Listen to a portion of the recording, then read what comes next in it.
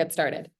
Okay, so hello everybody that's joined us here today. And for those of you listening to this on replay on Products That Count some later date, welcome to our San Francisco Products That Count webinar.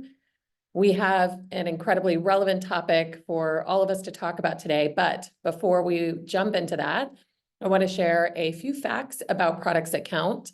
Because as I continue to share each month, I think this is an incredible community for you all as product people to leverage. And why do I say it's an incredible community? There are over 500,000, staggering number, but over 500,000 PMs that are reached through this community. Products That Count is one of the largest PM communities in the world. And what that also means is that we've got tons of content, thousands of pieces of content out there available for you. That's videos, podcasts, articles, all on the Products That Count website or on the Products That Count YouTube channel. You'll be able to find this one on the YouTube channel after the recording is kind of wrapped up and completed. And they're all authored, by truly experts in the industry. We've got an amazing expert here for you today, in fact. So really, if there's anything that you're looking for, you can find an expert take on that on Products That Count. So please leverage these assets, really beneficial to you all. So just for a minute, I'll tell you a little bit about myself. So outside of my role here as the SF chapter lead for Products That Count, I am the Chief Product Officer for NeoGov. And if you don't know NeoGov, we are a robust HR and safety platform, public safety platform for really government entities to provide them with an easy to use experience, really designed, purpose-built for their needs. And switching gears to today's content, as a Chief Product Officer, I couldn't be more excited for today's content, which is really aimed at empowering product managers to ascend to this level of strategic leaders. So if you're looking to elevate your strategic thinking, you're exactly where you need to be today. So this topic is not only critical for your own career development, but it will also help amplify the impact that you're having at your organizations. And we have an exceptional speaker, Becky Flint, to really guide us through these insights. Becky is the CEO of Dragonboat.io, a platform that was actually celebrated last year as the best product for product managers here at Products That Count. And Becky brings a wealth of experience to the table. Her journey, as she and I talked about it, was pretty impressive. Doing things like starting product operations at PayPal, really setting the stage for this discipline before it really even had a name. So she was really forging that path before anybody kind of knew what to call it. And her experience really spans across this range of organizations of different sizes, where she's been instrumental in really coming in to foster both the process and the culture of how you strategically deploy capital and manage your portfolio. And this knack for really thinking about how you integrating the business strategy with product management is, I think, what we are all really looking forward to learning from Becky here today. So I think Becky's direct experience in doing this herself, but then also as the CEO of Dragonboat and partnering with amazing product leaders out there, really gives her, these incredibly invaluable insights that she can help impart to the rest of this incredible community. So without further ado, I will turn it over to Becky, but as one last final reminder, please log your questions in the Q&A throughout today's session, and we'll be taking those at the end so that you'll get to hear directly live from Becky on the things you want to learn from the most. All right, Becky, it's all yours. Thank you so much, Denise, and thank you, Emma, for inviting me coming to this forum. I'm incredibly honored to talk to the leaders across the board. I think Denise already shared some of my background, so I'm not going to jump in too much. The main thing I would like to share is, my journey, really, a lot of them is through working with many amazing product leaders, and I've seen them grow from product leaders into business leaders and into CPOs, which is a relatively new role in the C-suite that weren't there, many of them in the past. So it's an incredible journey. And through the working with the PMs, we always of best product wins. I think by now, a lot of you probably already know that the definition of best product is really multiple angles. And the definition of best product wins is also different angles. So in the end, what we think about is who you're selling it to, what is valuable to them, and that would win in different markets you're in. I think for many of the product leaders in this room probably already kind of know that, but sometimes it's interesting to, when we talk more, you still see sort of the best product elements of that dominate a lot more conversation. So with that, I want to just spend a couple minutes to talk about the product management or product manager role evolution. And you probably have heard of this, right? There are places we call product managers makers. There's a craft involved. There's arts involved that makes great product that customer love. And that's where the evolution, sort of the best product wins, and then the maker of the product, the craft of the product, the customer of the product is essential, right? If you can't make a good product, that's the end of the story, right? That's the end of the story. But what happens is then, what's next? You're gonna be a corner bakery shop. You're gonna be a boutique brand. You're gonna be a chain store. You're gonna be a supermarket, sort of deli. That's where it makes a difference. In every business that has its own way to be successful. You could be a great maker of the product. Then where you are and which line of the business you're in and how it would evolve the business actually has a much, much bigger impact.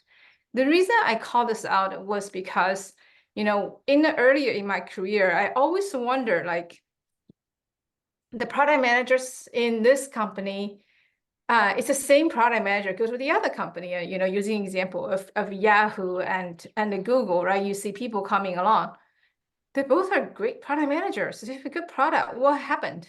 Why is it some company didn't thrive? Why some other companies thrive, and the same PM that struggle in this company and go to the other company, they become very successful? So there are two parts involved, right? Obviously, that's your skill in terms of making the product.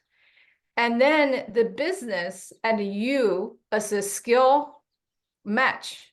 If you're in the company or in the business or in the organization that would need a different, then it has a pretty tremendous impact on you could be having to the organization. And then also, more importantly, from your career growth perspective, that how the organization will shape you. So it's a mutual way of the PM evolution. So with that, so today we're going to touch upon essential as product managers, and then we want to put a different and a new perspective on the business perspective. Again, you need both. You can't just say one versus the other. It's not one or the other. It's the one and the other. So as the product managers, we're all very needs us to understand customer challenges, the job they need to do, and so forth. We do not as often, especially at the individual product manager level, think about business case discovery. Now, in the past, the business case is decided at the top, right? So the company say, we're going to do this, and everyone go do it. It's changed. And if you always do that, you don't have a chance to define your business case, but you do have a stakeholders, then what are you going to do there, right? That's where most of PMs struggle, is that they struggle with working with the stakeholders. You have to create a business case for almost everything you do.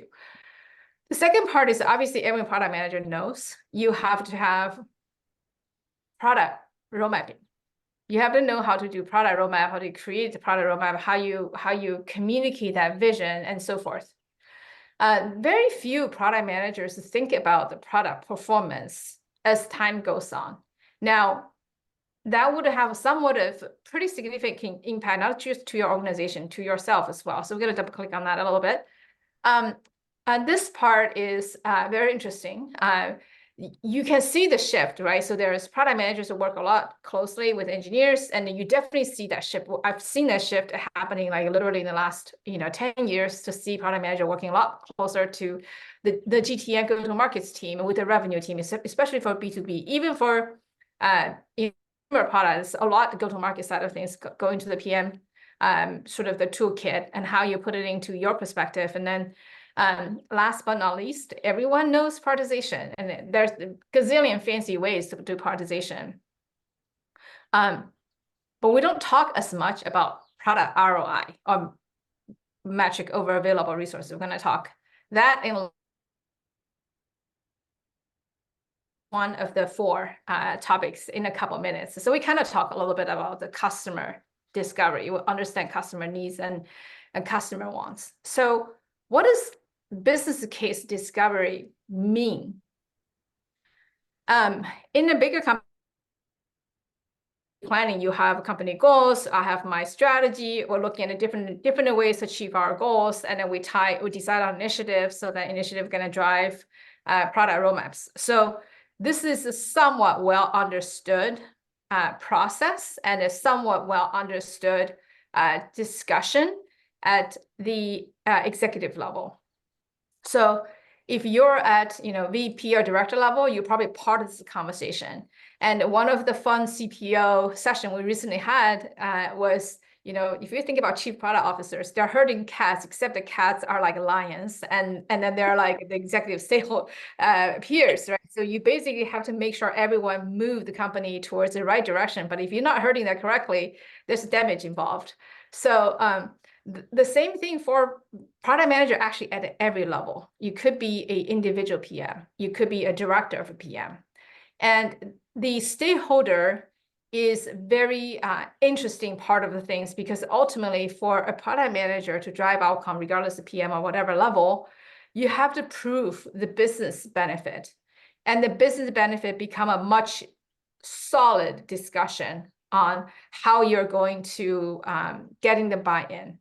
Because in the end, what is product manager's main role? The main role is to make prioritization decisions on what we're going to build, or what we're not going to build, or when we're going to build later, right? So the prioritization decision has to tie ultimately to the business case, not just the customer discovery.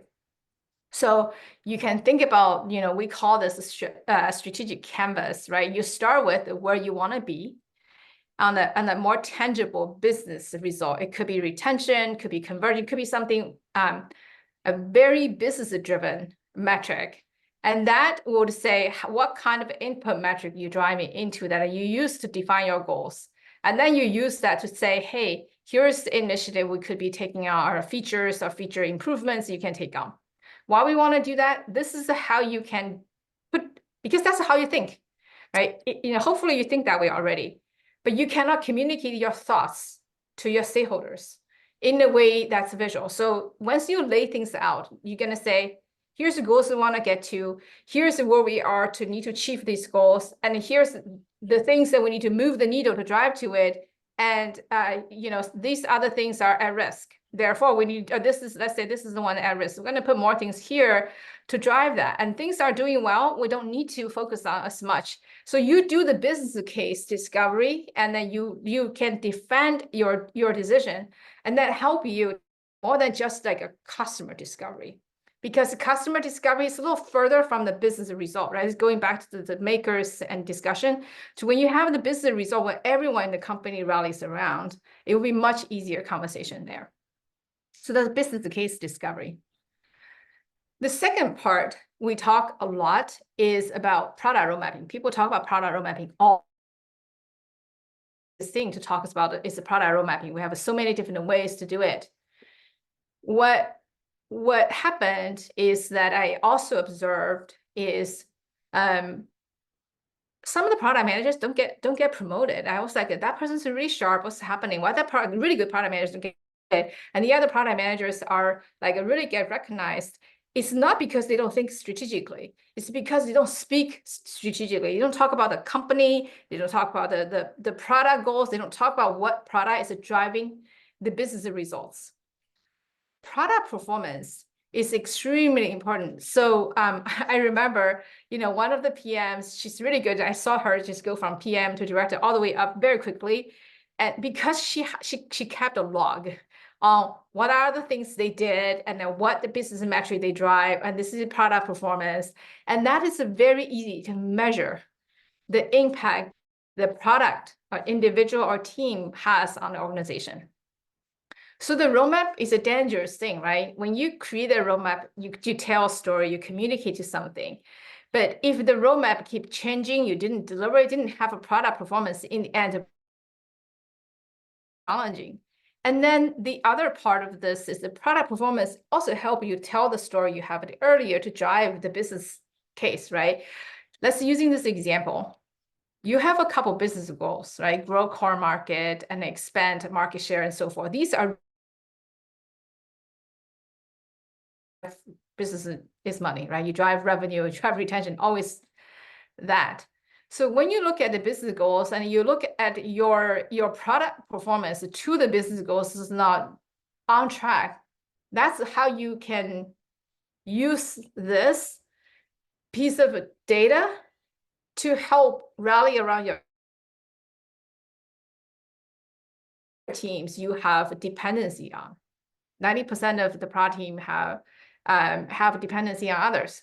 How do you make sure you can rally other people's roadmap and the resources to support something that's best for the company overall? Is that we have a common goal. So the product performance would allow you to do three things. Number one, it connected to the things you had earlier, which is the business case. If I have a business case, I better prove that, right? So just give you a solid ground, number one. Number two is to help you to get everyone aligned on the input and the change because of dependencies. Number three is give you a way and also organization a way to say, did I do it? Did I make an impact? So that's on top of the roadmap. So when you have a roadmap, first step, you have to make sure the product performance will connect back to the roadmap to say, did I deliver to it?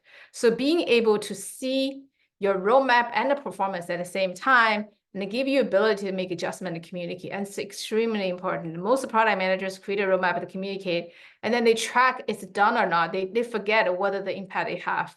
If you cannot prove the impact, don't connect to the impact, it's hard to have it visible by others, right? So that's the second part. So the third part is about working with engineering teams and working with markets team and how important it is to drive go-to-market success.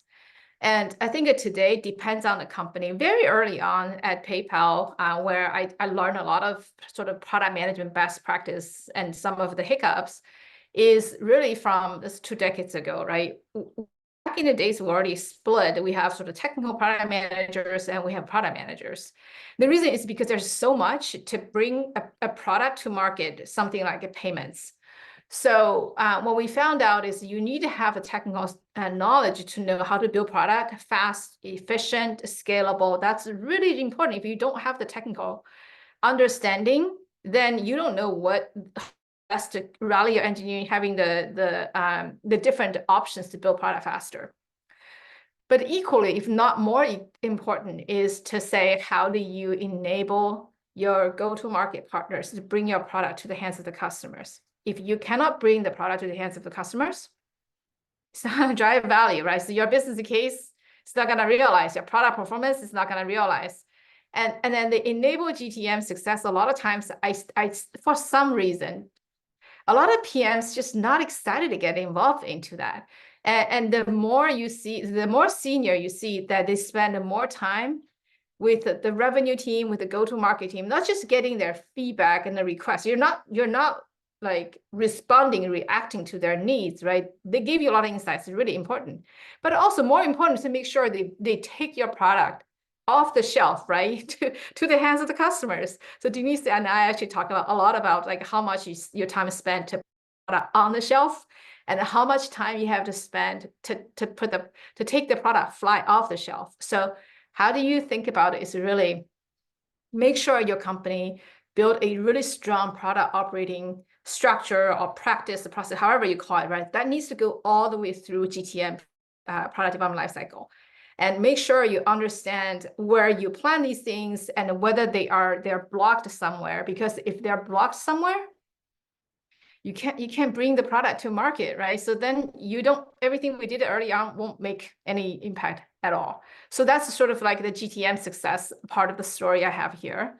And then so last but not least, this can be controversial. So why not just talk for a second? We all know we're going to drive outcome, right? When you talk about outcome it's easy to say it's ROI. In the software product manager, a lot of times say, okay, we have this vision, we're going to build this product, we're going to go target segments, and then we are going to have people have adoption and so on. You talk about all that stuff. Then very rarely we talk about things, how much,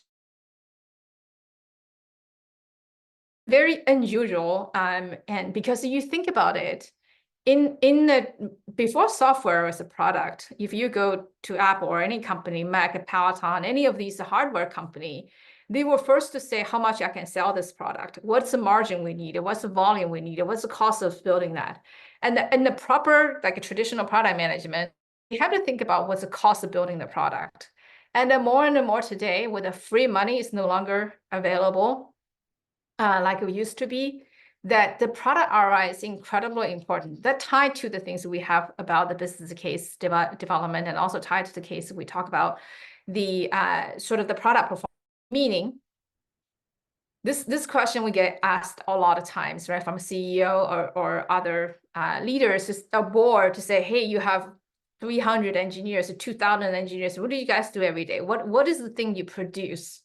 So what this is the concept of ROI, which is both the return and a cost coming into play.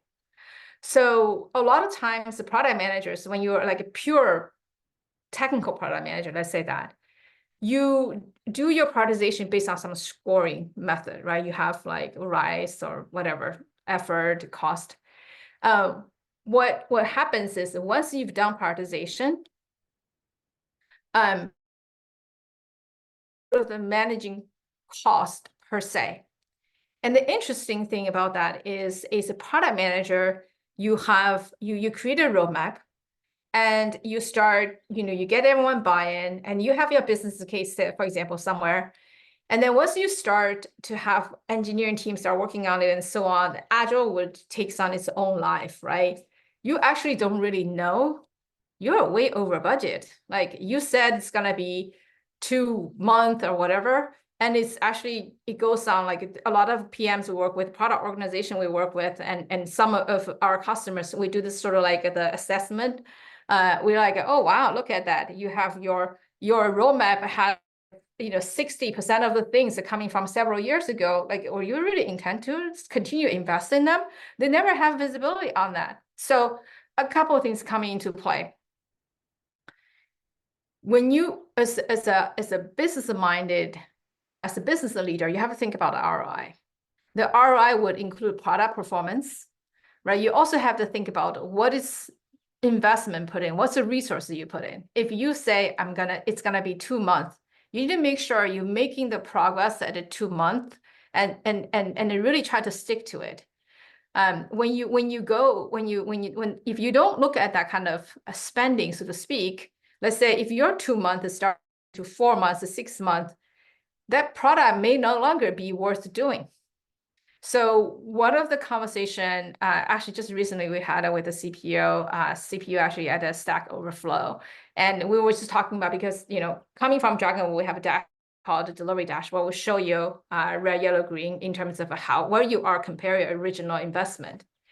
And he said it's one of the key things he looked at it. Actually, I was a little bit surprised, because I was surprised he looked at a delivery dashboard, because I think that's going to be something more on the sort of the delivery side of things. He said, the way he looked at it is very unique. The way he looked at it is this: if something's red, means they're going to be delayed or over budget.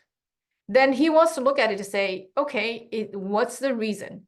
If it turned out something is a lot more complicated than they originally thought, he may just kill this initiative because the ROI is no longer favorable.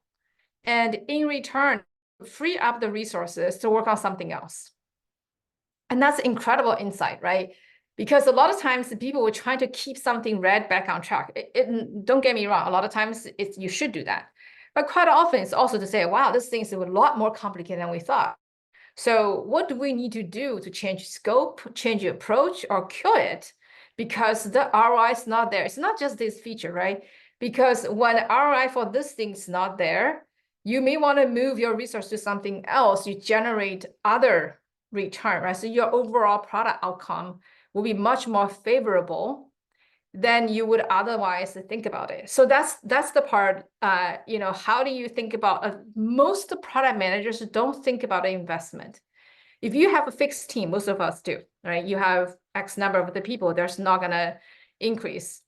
Then your returns really are how you're going to adjust what your team working on or other team going to be working on. So if they work on something would have a lower return in as a result will affect your team's outcome, right? So then the overall, that will be a downside. So I want to call this out a couple of things. In the product world, it's really hard to measure dollar amount. It's incredibly important as a product manager, especially business-minded product manager, to say, what are the core metrics that we care about now? Because at a different time of the business, you care about different set of metrics. Sometimes the expansion, sometimes new product option, sometimes the new market, sometimes it's cost reduction. There are a number of them. And when we were working with our customers, we typically recommend them to have, almost every team will have some tension, we call it tension metrics. You have a couple different metrics, 2 or 3 per team. If you have too many, that's also hard to do. And they have some attention, right? Retention sometimes will have something to do with the revenue growth. So sure, you can have retention high, but your revenue will be impacted because if you put all your resources working on retention, you don't really invest in new business opportunity or exploring or new things, then your next year or next 6 months will have impact. So define the metrics you care about and define how you allocate it. So you can see here, we're putting some of the allocation here. You have a plan allocation. That's where you align with your company strategy and your business stakeholders, depending on obviously where you are in your current position, what you can influence. And then you will use that allocation towards an outcome as a way to guide your prioritization. So if you have 100% resources, you're going to say, we're going to put 50% on new revenue. Because we need new revenue. We already maximized all the possible retention. We already maximized all the possible, expansion. So we need to put half of them and drive new product. The new product gonna drive revenue both on the new business side and the retention side. So you would say, I'm gonna put a 50% there.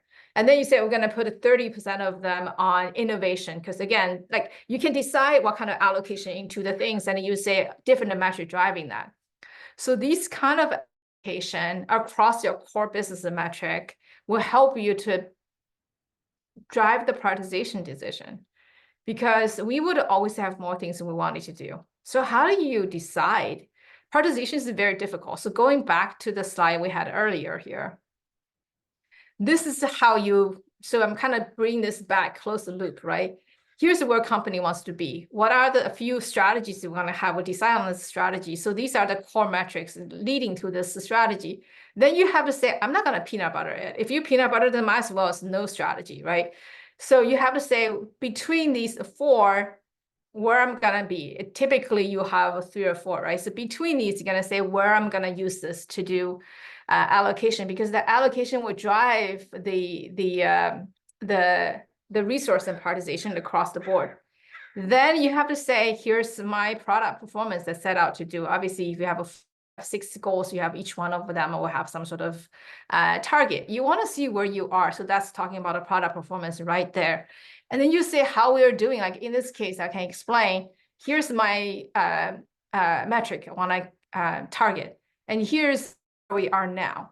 Now it's already behind the curve, and therefore there's one thing planned to affect it, which is not enough, right? Like, do you think that's going to drive that And so this is the conversation you start to say, as a product manager, when I drive when I drive product ROI, I need to make sure I'm not overspending resources like this one. I overspend here already, and where at the same time this metric moving in a direction.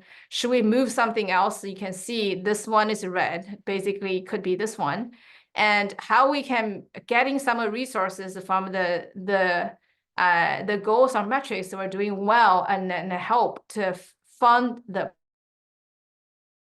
put things together in terms of this is the goal you try to move, where you're going to allocate your resources, and how you can measure your product performance and tie things together. So that's sort of like the 4 elements of it. I know I'm going to open up for questions, a couple of resources here on the book, and then getting to know Dragonboat a little bit more. So without further ado, I'm going to go back to this main slide and open up some of the questions.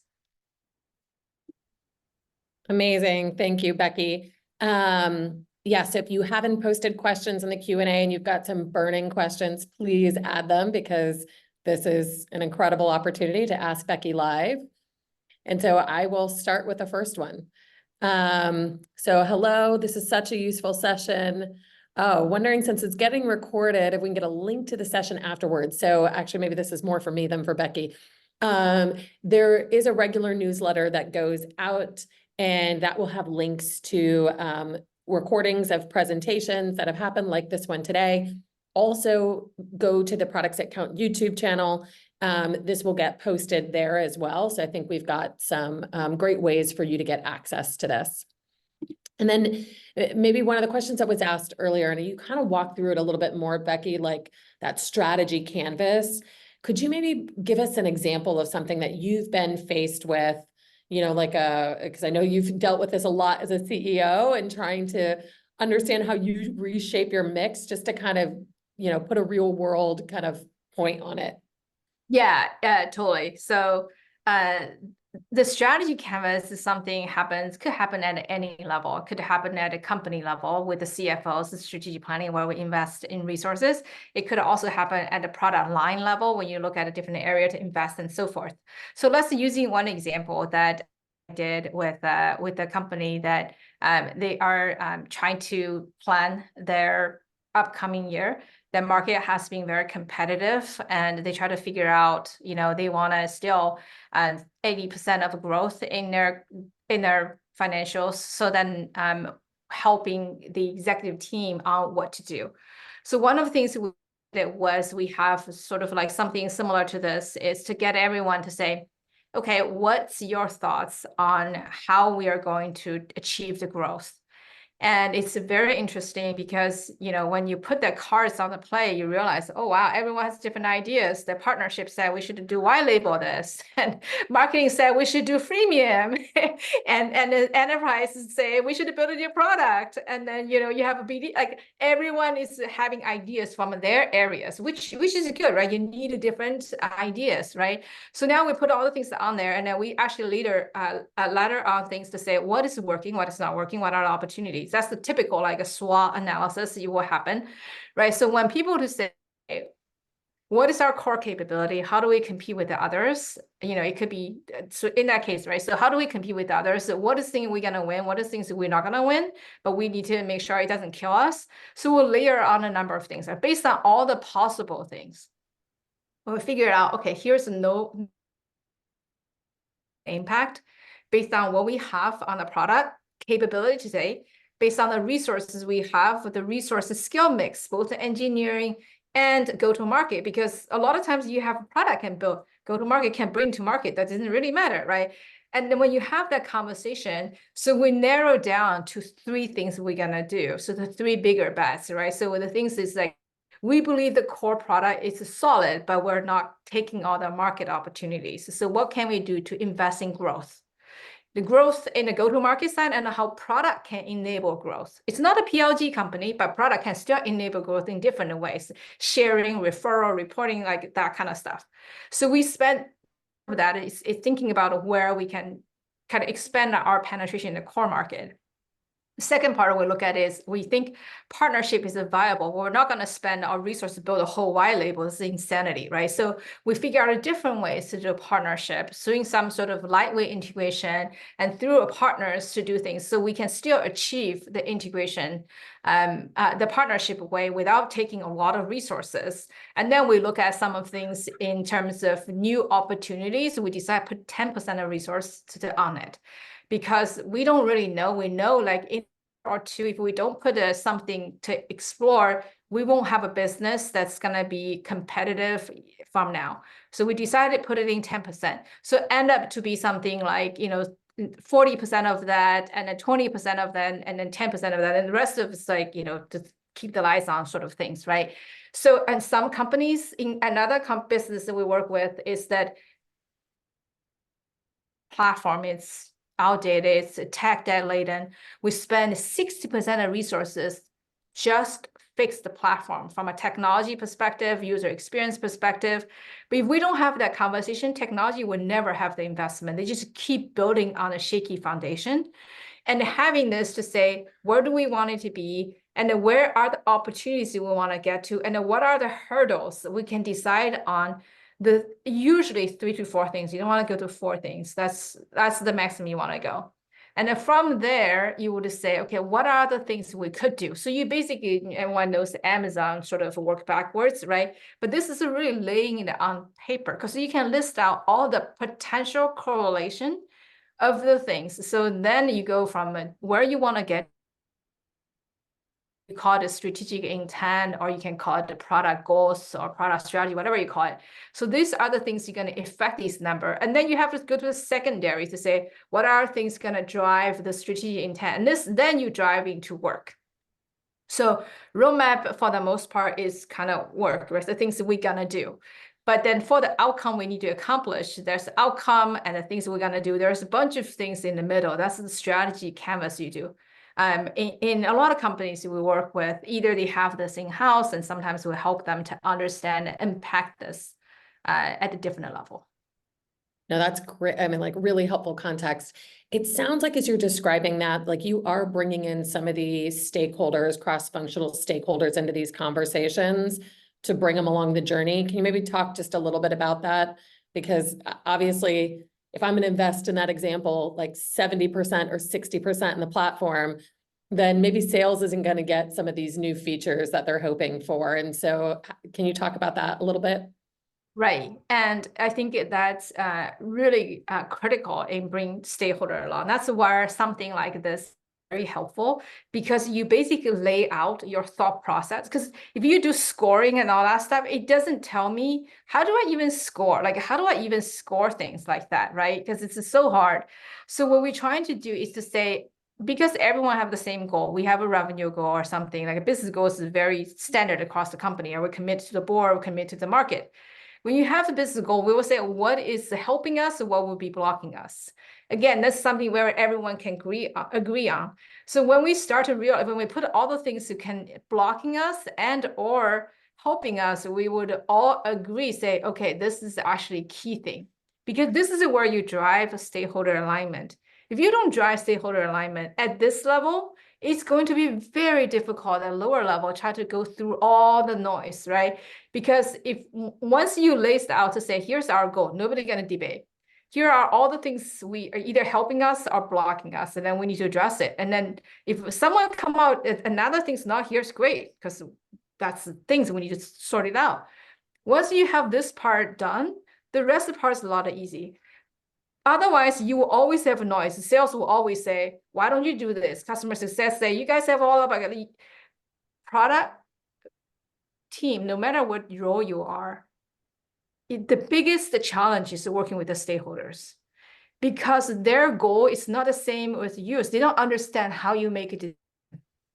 Once they understand how you make a decision and how it tied to overall goal, nobody would argue because it's clearly you make hopefully the right decision and it's visible, right? So I love that. And I think, what you said there is really great. Like as leaders, this is almost an imperative for us, or it is an imperative for us, because then that clears the lanes for the teams working on these roadmap items because we've already gotten that top level alignment. So I love that. Right. There's a couple other questions here. So what are your inputs on how product managers firefight? Mostly we disagree and commit, but it takes a lot of effort to land on that with eng and science teams, the data science teams. How can product managers effectively handle conflicts? This is a really good question. I'm gonna just go back to here a little bit to think about how this framework we should think about. Because it's interesting, I believe, and I think it, based on what we learned also is that when people have smart people, when they have the same data and information, the chances of them drawing completely different decision is very, very small. Most of the time when people have a similar information, they will make very logical decision, especially in our line of business, right?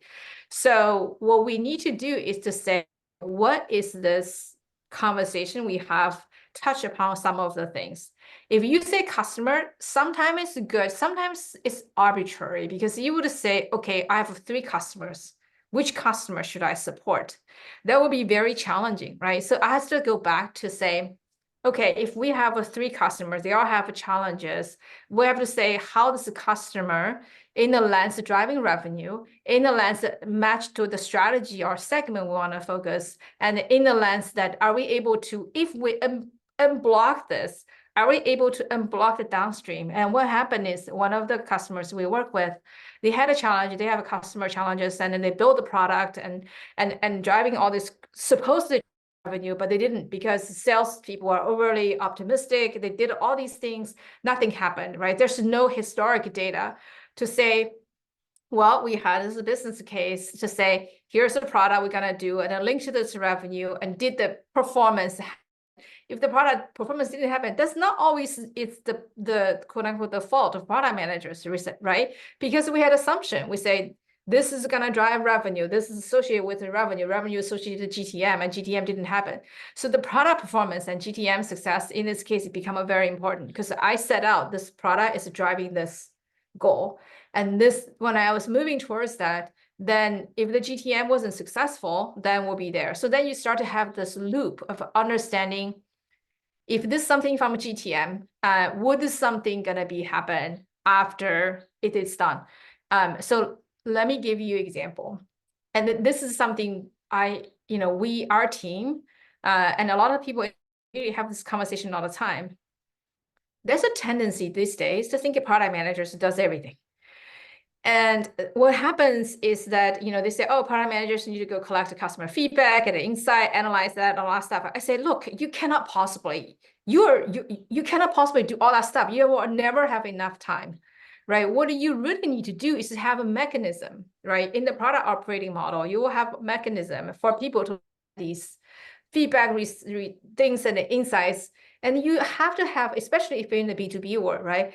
How do you get a revenue team, a customer-facing team, putting into their understanding? Because if 3 salespeople want you to do 3 things, right? Which one you decide? It should not be you decide. You should go to sales leader. Hey, we decided we're gonna put a 20% of the resource allocation to enable new revenue. And right now for that, we can only do 1 or 2. So which one should we do that would have the highest opportunity to unlock revenue? Because the sales leader who owns that function, they know really well the people, the deals, and others. Plus, it's their decision on how they prioritize those.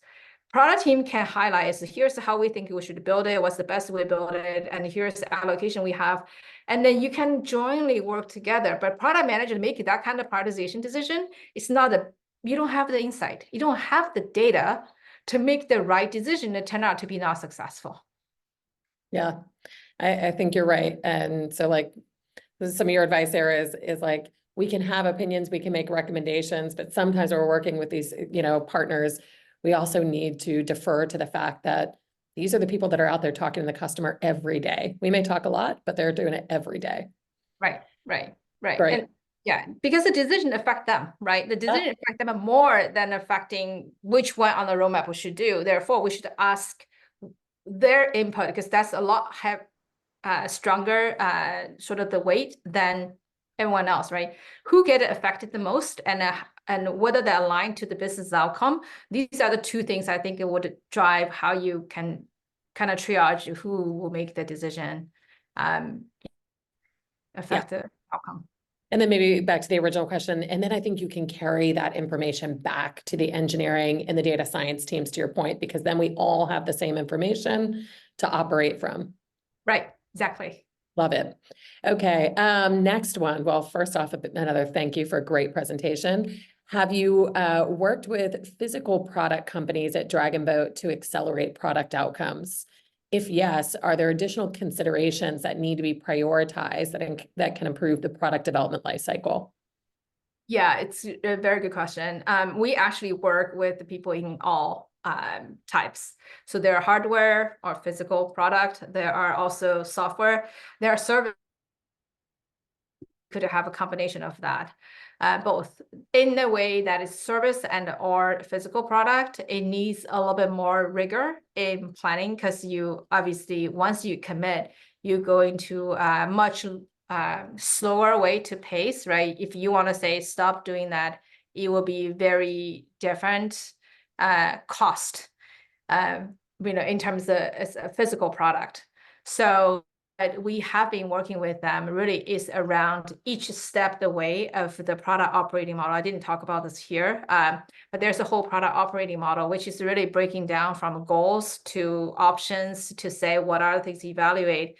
We want to put more thoughts around it, because the cost of making a wrong bet is higher, and the time takes to kind of unwind and pivot is also a lot longer. So the same framework applies. In reality is, product management's been a thing forever, right? Since human existed, we make product.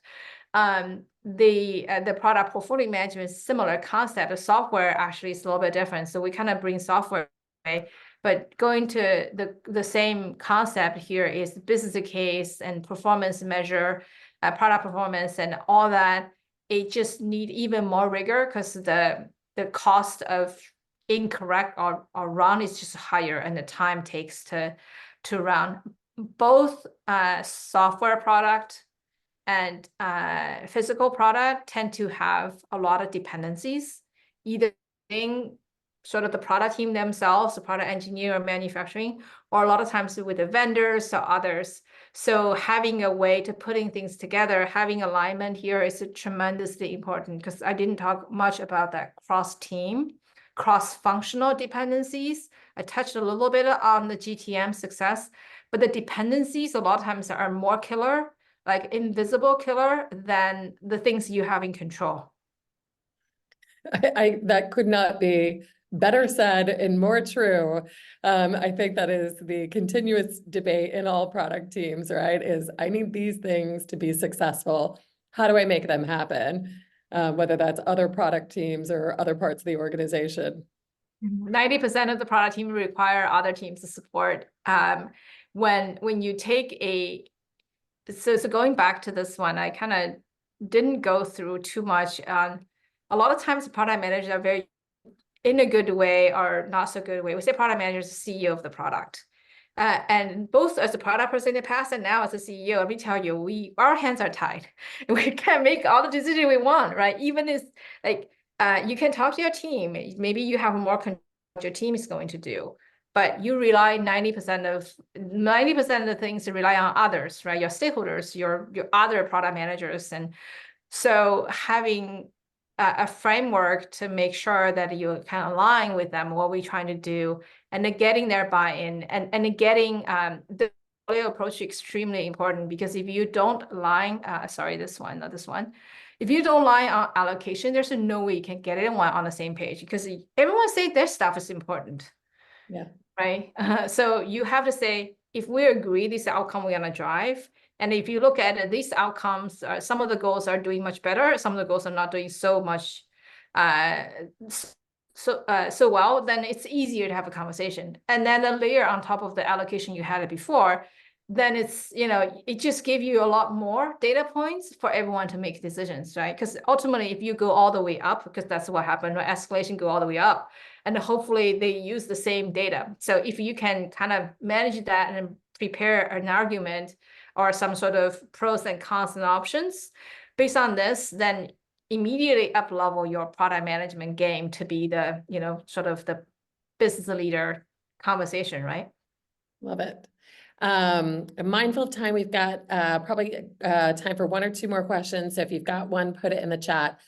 But wanted to ask one more related to go-to-market success. You talked a little bit about things like revenue today, but like which metrics do you consider the most critical for evaluating success of a go-to-market strategy? And how do you adapt strategies based on these metrics for maybe those folks that are getting, kind of new to engaging with the go-to-market or revenue teams? Right. So interestingly, product managers need to own at least a pair of metrics that is not more than 1 degree away from the business metric. Because that will be very difficult if you have like 2-3 degree away from it. It's like, oh, I have a feature adoption and stuff. Unless you can prove this feature is gonna drive this much revenue, it will not have the interest of a go-to-market team. Because most of the go-to-market team have like a direct business line metric. You're gonna have retention, I'm gonna have a conversion, I'm gonna have revenue and so on. So when I worked, it's eye-opening. It's even 20 years ago at PayPal. All the product managers own a pair of metrics, right? They own conversion, they own cost, transaction cost, they own fraud loss. So these are really having a much easier conversation because they say these metrics gonna convert to this much revenue because they're just 1 degree away from it. So then as we look at it, then we can say, okay, revenue, cost, and profit, then you have a much easier conversation. So from a PM perspective, maybe you would be more close touching on 1 or 2 business areas, understand where the key metric they're having, and to see how your product can move that metric. So then that's how you align your interest with your stakeholders' interest, because in the end, if a product doesn't drive business success, the business won't be there. There's no product. It doesn't really matter. Whatever you do doesn't really matter anymore, right? So I think that's the part you have to say. If you're working with, if it's a sales, obviously you could think about like, how many feature, like if you have feature loss due to a deal lost due to feature gap. You have a lot of deals lost due to feature gap. You have to look at it. It's like, is your product not building the right feature enough, or it's a marketing problem? They oversell something, because otherwise you will say, sales come and say, my product team sucks because I can't win deals.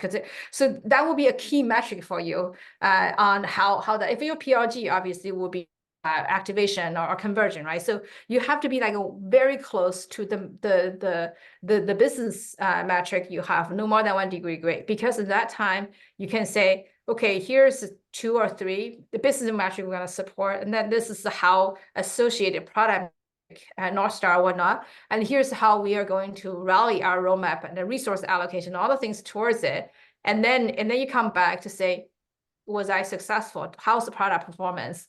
And then you also have to think about it, not necessarily always product failure. Sometimes it's like, so when we look at it, sometimes the product building things, the sales not selling, sales overselling something that's not on a roadmap. That's a big problem. Like, you're putting the wrong thing out the door and they were selling the wrong thing as well. So I think by working closer with them to align on what is going to drive their success, typically 2 or 3 functions, then you can actually align your metric and then everyone can be successful. No, I think that's really great advice. And then maybe one last thing, what's the common cadence that you see people sort of adjusting their portfolio mix, and like what might, what's sort of the catalyst by which you might like prompt you to change that? Yeah, it's good.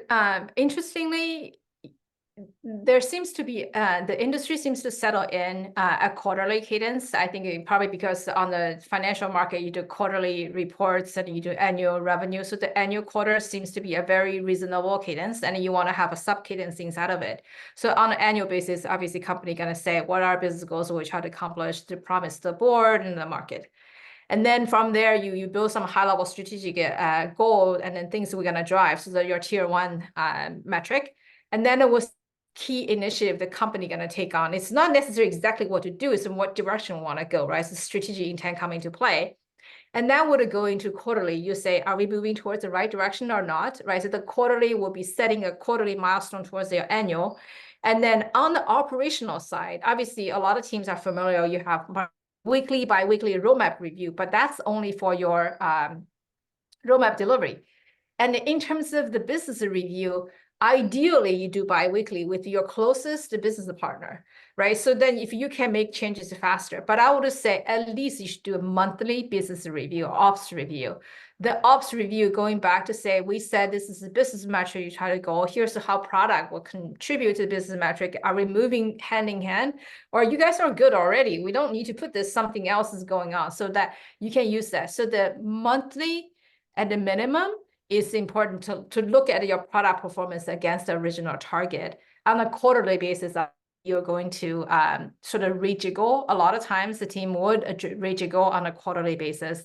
And then there are also ad hoc things, new deal come from, or something bad happen, a compliance, a legal thing, and you have to drop everything off. So, but in general, it's like annual, quarterly, that's the strategic plan. And then you have the monthly or bi-weekly, depending on how fast your product can make a business impact. And then you always have roadmap reviews on weekly, if not bi-weekly. That's on top of your agile cadence, obviously. That in most cases, I almost feel like PM are less involved in agile these days. They're a lot more involved in in the business cadence. Yeah, I think you're right. I mean, hopefully to your earlier point of like, we can't do it all, like some of those things we can, delegate to our partners in engineering or in program management, and focus on how are we making the biggest impact. And what I hear you describing is, because you hear this a lot from PMs, hey, we're very, output focused. And you're really saying, hey, no, we want to be outcome focused, and we have all these opportunities to kind of adjust that mix based on how we see ourselves performing. Right. So this is really where you want to be able to say, how we're moving towards the direction. Are we over-invest or under-invest? In this case, I would say you're under-investing because you're below on that already. And you have something so far out. And if it takes 3 months, 6 months, you're going to be here. So you can basically visually see where you're going to be. And then you say, okay, then we're going to do something about it. Right. So then you can use that to rally the rest of the team you have a dependency on. You get your business partner coming to champion for you, right? That you don't have to fight the battle yourself. Because in the end, the product enable business. Yep. No, it's great. Lean on them, leverage them. Right. Well, Becky, I cannot thank you enough for your time today, and all the insights that you've shared with us. So thank you again. And for those of you who haven't taken a picture or grabbed your phone and gotten this QR code, please do it, so that you can connect with Dragonboat and join an upcoming demo. And I think you've got one other QR code, right? Where they can get a book. There is a book, yes. It's interesting. Sometimes the product managers don't think about product operations. Guess what? If you don't have a good product operating framework and process, it's not going to be successful. So, so this is a great book, and at least, get time to look at it. And if you don't have a good product operating model in your organization, make sure your leadership is aware of that and fix it. It's essential for our success. Absolutely. Absolutely. Thanks again. And we will see you soon, probably as a winner of some other award. Thank you so much, Denise. Thank you for having me. All right. Take care, everybody. Bye.